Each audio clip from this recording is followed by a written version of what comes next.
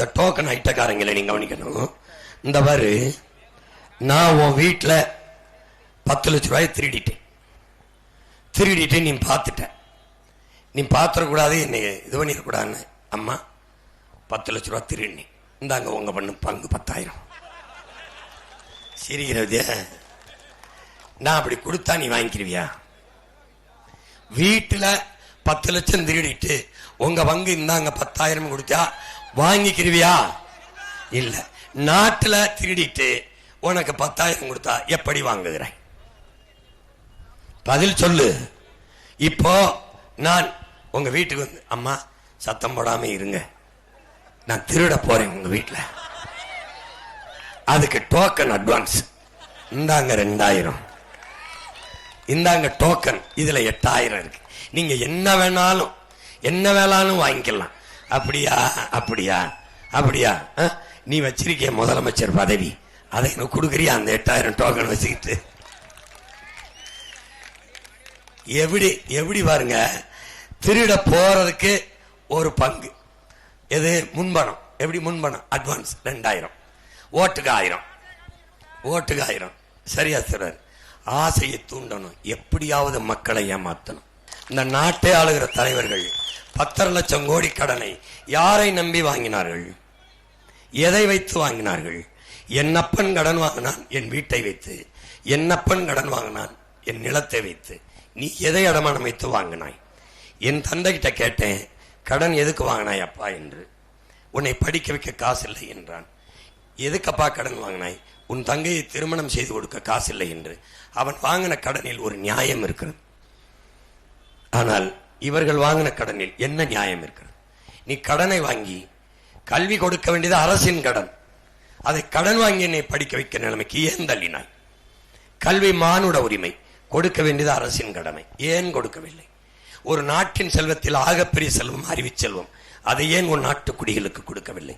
நீ 10 லட்சம் கோடி கடனை வாங்கி சிறந்த கல்வியை என் நாட்டு பிள்ளைகளுக்கு கொடுத்தேன், தனியார் முதலாளிகளை தாண்டி கொடுத்தேன். சொல்லு. இல்ல. இல்ல. தடையற்ற மின்சாரம் நானே உற்பத்தி செய்து கொடுத்தேன். இல்ல. சிறந்த மருத்துவத்தை கொடுத்தேன்.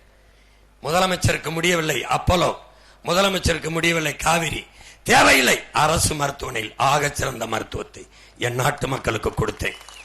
அதுல கடன் ஆயிடுச்சு, அதுல கொஞ்சம் கடன் ஆயிடுச்சு. சொல்லு. தரமான போக்குவரத்து, சிறந்த பேருந்து ஓட்டுனேன், பயணிக்க நல்ல பாதையை கொடுத்தேன், அருமையான பேருந்து ஓட்டுனேன் என் மக்களுக்கு, அதுல கொஞ்சம் கடன் ஆயிடுச்சு. சொல்லு. ஏற்கிறேன். சொல்லு. தூய குடிநீரை கட்டணம் இல்லாமல் என் மக்களுக்கு நானே குழாயை வைத்து விநியோகம் செஞ்சேன், நானே பகிர்ந்து அளித்தேன். சொல்லு. உன் கடனை நான் ஏற்கிறேன், சகிக்கிறேன். ஒரு மயிரையும் முடுங்காம 10 லட்சம் கோடி கடன் எப்படா வந்துச்சு? எப்படி வந்துச்சு? கல்வி தனியாற்றிற்கு எங்கள் அப்பா நாத்தானும் கடன் வாங்கி நீ படிக்க வைக்கணும். நீ ஆட்சிக்கு வரப்போ தேர்தல் வரும்போது மாணவர் கல்வி கடன் தள்ளுபடி, விவசாய கடன் தள்ளுபடி. இப்ப நான் இந்த அயோக்கிய பயில மொத்தமா தள்ளுபடி. வைத்தகாரா, கல்வியை கடன் வாங்கி படிக்கிற நிலையில் ஒரு நாட்டை வைத்தால் நீ நாட்டை ஆளுகிற தலைவனா? யாரு தலைவன்? எல்லாம் இங்க நிக்கிறவங்க எல்லாம் உன் மனசாட்சியை சொல்லு. சரியில்லைன்னு தெரிஞ்சா செய்வியா? சரியானதை செய்வியா? தவற சரியில்லாத செய்வியா? உனக்கு பொண்டாட்டி பொண்ணு கேட்க போற, பொண்ணு எப்படி பாப்ப? நல்ல பொண்ணு. பொண்ணுக்கு மாப்பிள்ளை பார்க்க போற, எப்படி பையன் பாப்ப? நல்ல பையன். சாப்பிட போற, எந்த உணவு விடுதிக்கு போவ? நல்ல விடுதி. சரி. சட்டை வாங்க போற, எப்படி சட்டை வாங்குவ? நல்ல சட்டை. சரி. செருப்பு வாங்க போற, கால் செருப்பே நல்ல செருப்பு. எல்லாம் நல்லது. நாட்டை ஆள போறதுல மட்டும் நாதாரி பைய, தருதல பைய, திருட்டு பைய, மொல்ல மாதிரி பைய, தற்குறி பைய, ஒரு இளவம் தெரியாத ஈனப்பைய வைத்துக்கிற 5 ஆண்டு உன் வாக்க வச்சு நீ என்ன சாதிச்ச? என்னை படிக்க வச்ச, வேலை கொடுக்கிற ஒரு அரசாங்கத்தை நிறுவனியா? இல்ல. படிப்பை கொடுக்கிற அரசாங்கத்தையா நிறுவன? இல்ல.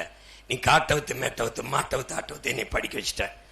வேலை இங்க பாரு, சோலைவனம் என் நாடு, சோலைவனம். இங்க இருந்து பாலைவனத்துக்கு எம்புள்ள வேலை தேடி போறேன். இதுக்கு விஷத்தை குடிச்சு சாக வேணாமா? இந்த ஆட்சியால என்ன இல்ல, எனக்கு என்ன இல்ல. அவன்கிட்ட வெறும் என்னதான் இருக்கு. என் புள்ள இங்க மாடு மேய்க்காம அங்க ஒட்ட மேய்க்கிறான். ஏன்?